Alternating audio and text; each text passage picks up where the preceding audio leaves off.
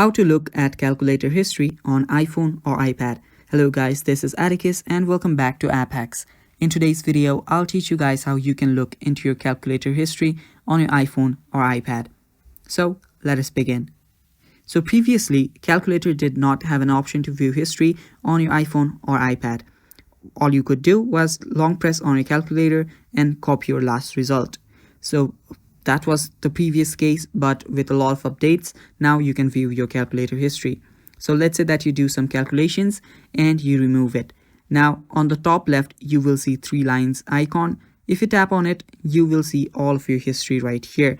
So these are the history of your calculator. As you can see that it can range up to 30 days. You can see your calculator history up to 30 days, and that is basically it. So that is how you look at your calculator history on your iPhone or iPad.